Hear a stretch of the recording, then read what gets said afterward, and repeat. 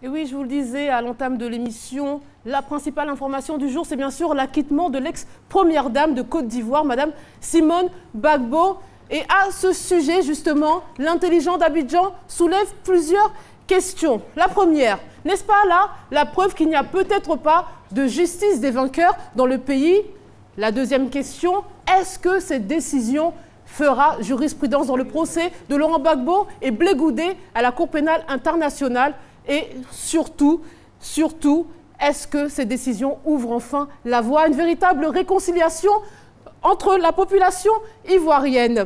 Car le principe même de la réconciliation, c'est de laisser la justice suivre son cours. En Côte d'Ivoire, comme à La Haye, l'objectif principal, c'est bien sûr de connaître la vérité et de sanctionner si nécessaire, mais surtout d'éviter que les événements de 2010-2011 ne se reproduisent.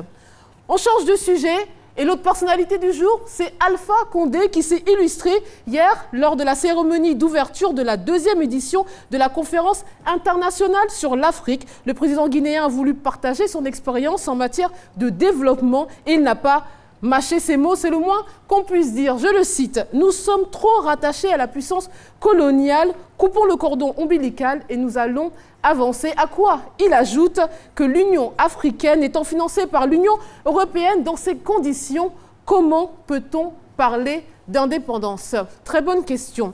On change de sujet, un peu de sport, si j'ose dire, vous allez comprendre pourquoi. Alors c'est Nord-Sud qui nous apprend que la FIFA va donc diligenter une enquête sur ce qui s'est passé lors du match amical de lundi dernier entre les éléphants de Côte d'Ivoire et les lions de la Teranga. Alors plusieurs supporters ont envahi le stade Charletti à Paris à la 88e minute de la rencontre. Et maintenant, la seule question qui vaille, à qui la faute? Bien, certainement à l'organisateur de ce match amical qui n'a pas pris toutes les dispositions nécessaires en matière de sécurité. Et on va clore la page nationale avec un fait divers que nous relate Soir Info. Lundi 20 mars, près de Gagnoa, un planteur a assassiné sa femme et sa belle-sœur à coups de fusil. Alors, la première, il accuse de l'avoir trompée. La seconde, d'être la complice de cette escapade. Alors, le meurtrier était recherché depuis. On vient de le retrouver mort, lui aussi. Maintenant, l'enquête nous dira s'il s'est suicidé ou s'il a été abattu par pure vengeance. Alors, si vous suivez l'actualité, ça n'a pas dû vous échapper. La Guyane est actuellement sous le feu des projecteurs et le journal Le Monde nous propose donc des chiffres clés pour mieux comprendre la situation sur place. Il y a eu donc un appel à la grève générale qui a été lancé dans ce département français d'outre-mer où les habitants réclament plus d'investissements pour relever les défis socio-économiques. Alors, à l'écran, un graphique va apparaître pour vous aider à comprendre la situation. On y apprend que la population est plus jeune et plus pauvre qu'en métropole.